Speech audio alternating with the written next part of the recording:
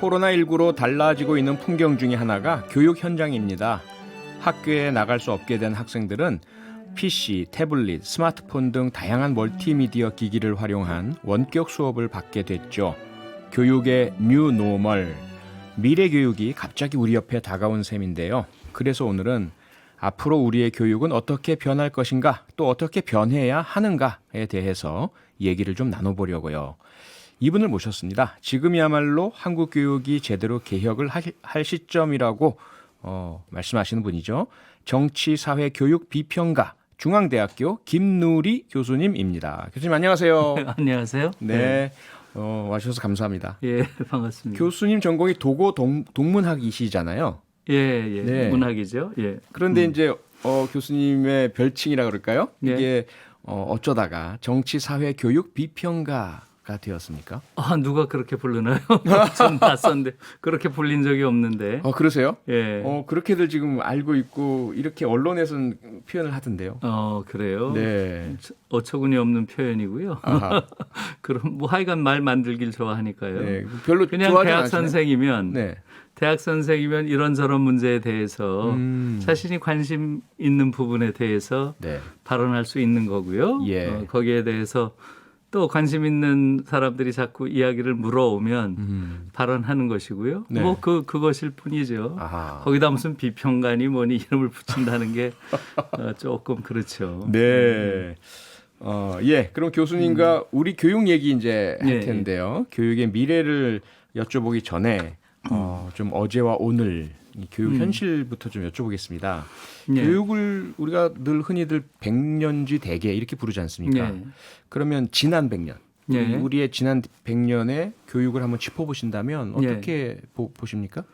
그러니까 지금 한국 교육이라는 게 100년이 된 거죠. 네. 이 계산법은 우리 문재인 정부 들어와서 문 대통령께서 대한민국 100년 이걸 굉장히 강조하고 계시는 거예요. 그렇죠. 예. 그러니까 지금 임시정부 때부터 네. 법통이 있다고 보는 관점이죠. 네. 옳은 것이고요. 그렇게 보면 이제 작년으로 대한민국 교육이 100년, 대한민국이 100년이었던 거고요. 네. 또 교육도 100년이었던 것인데 저는 사실 이 이야기가 나왔을 때 이 정부가 이제 새로운 100년이 시작할 때가 되면 네. 어떤 그랜드 플랜을 가지고 있구나. 아하. 전 당연히 그렇게 생각했어요. 예. 근데 전혀 지금 안 나오고 있죠. 저는 최소한 다른 건 몰라도 네. 지금 말씀대로 교육에 있어서는 최소한 이건 100년지 대계라 하니 네. 올해가 새로운 100년의 출발이에요. 그렇죠. 뭔가 나올 것이다 이렇게 예상을 했어요. 기대도 하고. 예. 아무것도 없어요. 음. 그러니까 거기에 대해서 굉장히 실망이고요. 네.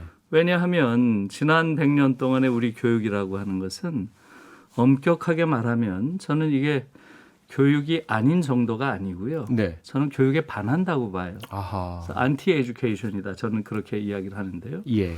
교육이라는 것 자체가 기본적으로 에듀케이트란 말 자체가 밖으로 에라는 게 바뀌잖아요. 네. 듀스라는 게 끈다는 뜻이죠. 풀 아웃의 의미예요. 밖으로 끌어낸다는 뜻인데 지금 한국의 교육은 아이들이 가지고 있는 그 고유한 성향, 취향, 재능, 뭐 천재성도 있겠죠. 네. 이걸 관심을 기울여서 선생님들이 끄집어내줘야 되는 것. 이게 교육인데 우린 그냥 밖에 있는 죽은 지식을 쳐넣는 걸 자꾸 교육이라고 주입하죠. 네, 주입. 지금까지 예. 배워왔어요. 네. 이건 사실상 완전히 반교육이고요. 그래서 실제로 지난 100년의 교육을 우리가 돌아보면 네. 일제 때 교육의 목표가 뭐였어요? 한국 신민을 기르는 거예요. 그랬었죠. 예. 제국주의 노예 기르는 게 교육의 목표였고요. 네. 그 다음에 이제 우리가 해방이 됐어요. 40년 동안 독재 치하에 있었습니다. 네. 민간 독재 10년, 군사 독재 30년. 이때는 교육의 목표가 뭐 방공투사, 산업전사 이런 거 키우는 거예요. 네. 그리고 이제 벌써 어느덧 민주정부 30년이 됐어요. 민주정부에 이르러서는 이제 좀 존엄한 인간, 성숙한 민주주의자를 키우려는 목표를 갖겠거니 했는데 전혀 그렇지 않은 거죠. 네. 이번에 또 인적 자원이래요. 아하. 인적 자원 기르는 걸 교육의 목표라고 했으니 예. 지난 100년을 돌아보면 단 한 번도 존엄한 인간을 기르는 것을 교육의 목표로 삼아본 적이 없어요. 이런 나라가 어디 있습니까? 네. 정말 부끄러운 거예요. 예. 사실은 일제 30년 동안의 제국주의 교육, 그 다음에 40년 독재 기간에 이런 국가주의 교육, 네. 그 이후에 민주정부가 한 게 기껏해야 미국식 신자유주의 교육을 시킨 거예요. 인간을 자원으로 보는 터무니없는 네. 이러한 교육을 교육이라고 지금까지 불러오고 있고요. 지금도 마찬가지입니다.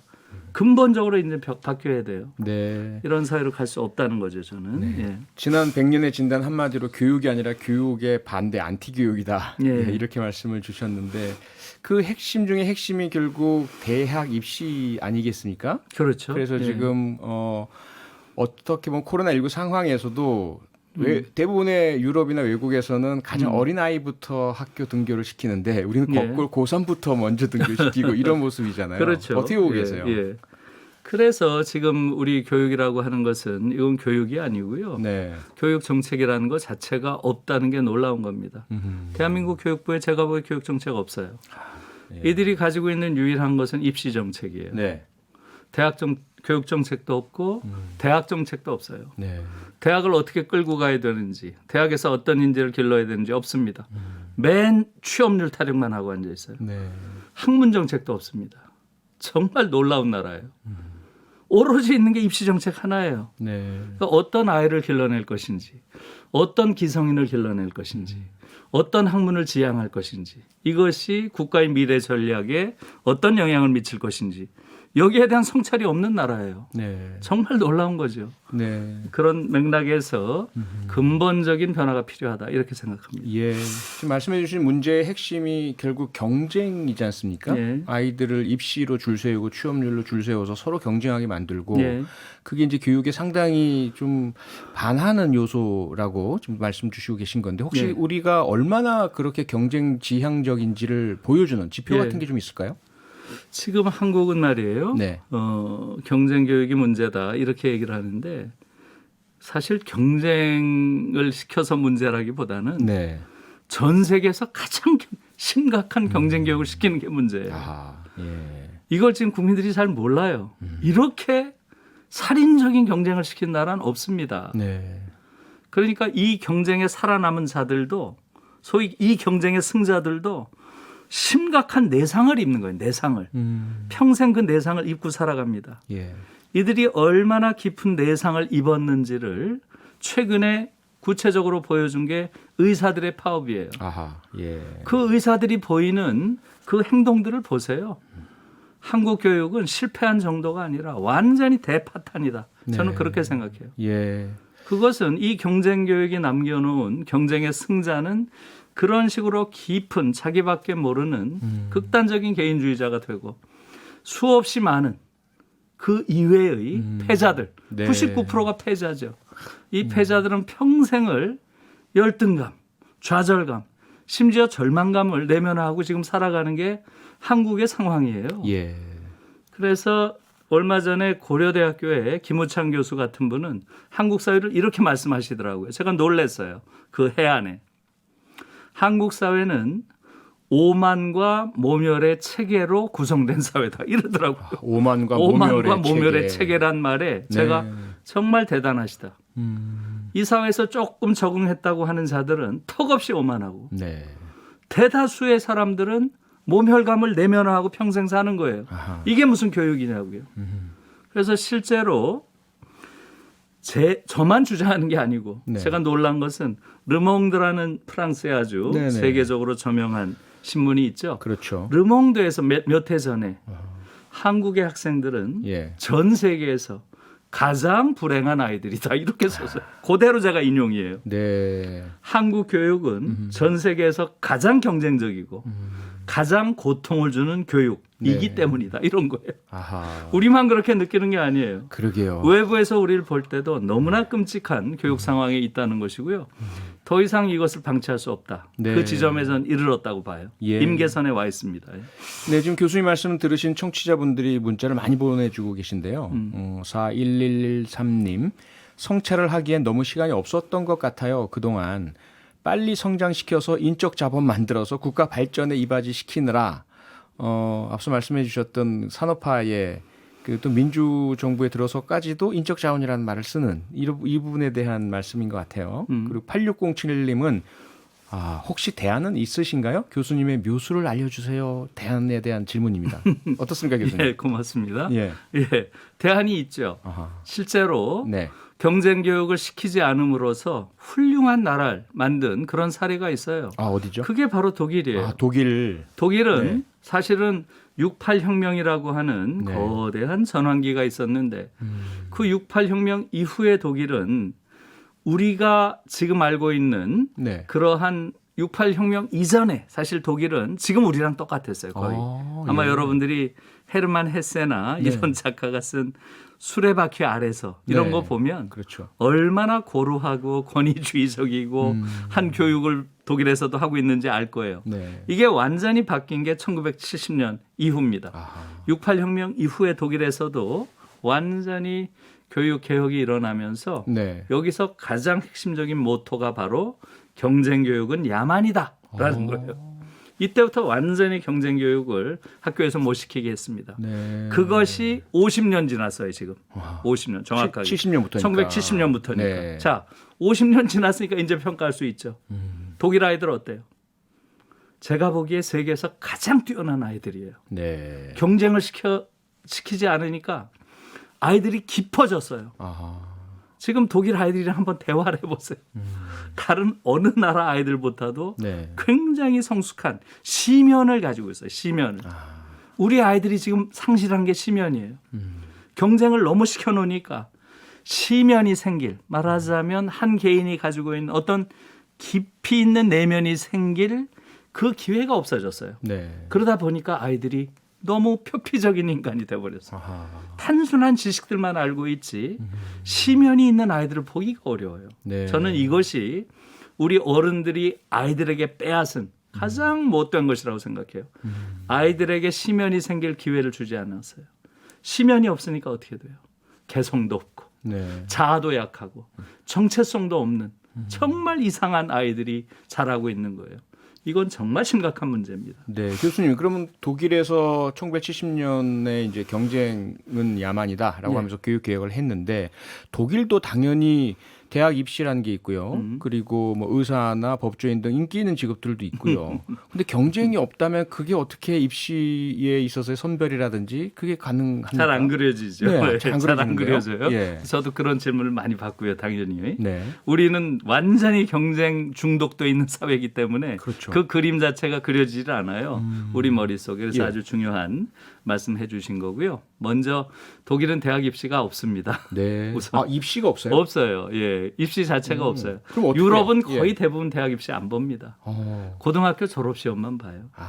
고등학교 졸업 시험만 붙으면 일정한 수준이 되면 다 원하는 대학, 원하는 학과를 또 원하는 때에 갈 수 있도록 다 열어놨어요. 우리처럼 이렇게 경쟁시키는 나라 없습니다. 그게 어떻게 가능할까요? 그렇죠. 우리는 그 자체가 네. 머릿속에 그려지질 않는 거예요. 그러니까요. 너무 놀라운 거죠. 그래서 사실은 독일은 대체로 90% 정도가 네. 고등학교 졸업시험 붙습니다. 예, 90%. 90%. 그러니까 대학에 가고자 하는 아이들은 네. 다 붙는 거예요. 그럼 원하는 데 원하는 학과를 가는데 지금 말씀대로 말하자면 좀 특권을 누린다고 하는 직업, 네. 지금 뭐 변호사라든가 의사라든가 이런 직업 있죠. 네. 그런 부분 그런데 몰릴 거 아니냐?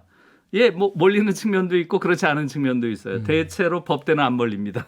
예. 법대는 그다지 인기 없고요. 우린 전관예우라는 아주 변칙적인 사회적 종양 때문에 그런 게 있는 거예요. 한국 사회는. 우리나라는 검사가 네. 엄청난 권력을 갖고 그렇죠. 있으니까. 이건 아주 잘못된. 독일은 그렇지 않으니까. 그렇죠. 예. 네, 그냥 뭐 그렇게 매력적인 직업 자체가 아니에요. 네. 대단히 무슨 높은 신분도 아니고 높은 처우를 받는 것도 아니에요. 예, 골치 아프기만 하고요. 맞습니다. 네. 예. 그다음에 의사도 마찬가지예요. 의사도 물론 조금 더 일반적인 평균적인 처우보다는 조금 더 낫지만 네. 우리처럼 이렇게 서너 배, 네다섯 배 이건 있을 수 없는 이야기예요. 네. 대체로 한 1.5배에서 2배 사이 정도밖에 되질 않아요. 그래서 사실은 그럼에도 불구하고 의대는 조금 인기가 있어요. 네. 그럼 어떻게 하느냐 하는 문제가 생기죠. 지금 말씀대로. 그렇죠. 경쟁을 안 시키는데 예. 그래서 독일에선 처음에는 거의 대부분의 주에서 네. 추첨했어요. 추첨이요. 추첨이요. 예. 어허. 추첨이 가장 민주적인 방식이라는 거예요. 그런데 네. 문제가 있죠. 정말 의사가 되고 싶은 아이가 자꾸 추첨에 떨어질 수도 있잖아요. 그렇죠. 그런 문제가 있어요. 네, 가장 적임자들이. 예, 맞아요. 그래서 또 이제 학부모들도 야, 그 아비투어라고 하는 고등학교 졸업시험 성적을 네. 그래도 좀 반영해야 되는 거 아니냐.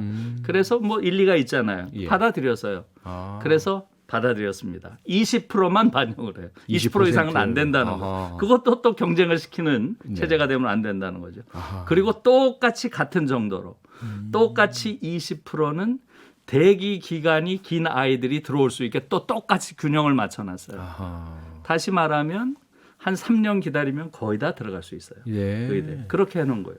그러니까 경쟁을 시키지 않음으로써 훨씬 더 많은 이점도 있는 거예요. 한국 사회는 완전히 경쟁 중독 사회이기 때문에 네. 그러한 상상력 자체가 고갈돼 있어요 지금. 아.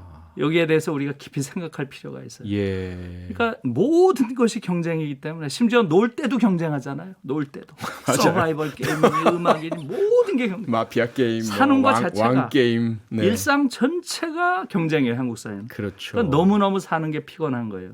그러니까 네. 세계에서 자살률이 계속 1위인 거예요. 지금. 18년째 1위예요. 2년 빼고. 네, 너무 슬픈 그건 이야기네요. 잘 아실 거 아니에요. 예. 그게 그렇습니다. 바로 경쟁 사회가 만들어 놓은 한국 사회의 아주 비참한 지점이에요. 네. 거기에 대한 성찰이 필요합니다. 아, 또 하나가 우리가 많이 이제 들은 이야기가 뭐냐면 독일 같은 경우 대학에 들어가긴 쉬운데 네. 졸업하기는 어렵다. 그렇죠. 근데 그게 힘들고 어려우니까 굳이 그런 어려운 학과는 안 가려고 한다. 이것도 예. 하나의 작용을 하겠네요. 안 가려고 한다라는 건 뭐 아니겠지만 네. 아무튼 음흠. 졸업할 때는 그 아이들이 굉장히 높은 수준을 유지할 수 있도록 네. 컨트롤은 분명하게 하죠. 아. 예, 그건 당연한 것이죠. 네. 그러니까 자기가 원하는 것을 얼마든지 할 수 있게 모든 가능성을 열어두되 그 아이들이 가지고 있는 자질은 최고가 되도록 네. 제도적으로 만든다는 거죠. 예. 그게 당연히 저는 옳다고 생각합니다. 3213님 문자 주셨는데요. 질문입니다. 오히려 독일 같은 사회는 이미 계층화가 공고화되어 있어서 다른 의미로 경쟁이 없는 것 아닌가요? 어떻습니까? 네, 좋은 말씀이에요. 네. 그러니까 이제 그런 반론들이 좀 있는데 그거 이제 이야기하면 좀 긴 얘기지만 네. 독일은 4학년 때 대체로 4학년 때 나누거든요. 네. 그럼 너무 어린 나이에 나누는 거 아니냐. 그런데 사실은 이 아이가 이제 대학에 갈지 그렇지 않으면 이 아이가 직업학교로 갈지 네. 여기서 직업학교라고 하는 것은 우리가 생각하는 그런 직업학교가 아니에요. 예. 뭐 은행원이라든가 모든 사무직들 그게 다 직업학교예요. 아하. 네, 무슨 노동을 하는 이것만 직업학교가 아니에요. 네. 굉장히 넓어요. 직업학교라는 그 범위 자체가. 그래서 대부분 이제 독일에서는 4학년 마칠 때 교사가 어머니한테 아유 얘는 공부하기 좋아하니까 대학 가면 좋겠다. 얘는 이렇게 요런 직업에 요런 영역 뭐 은행원이나 요런 쪽 하면 잘할 것 같다. 뭐 이렇게 권해요. 네. 그러면 거의 90% 이상이 다 따릅니다. 아하. 독일에서도 대체로 안 따르는 게 한국 부모예요.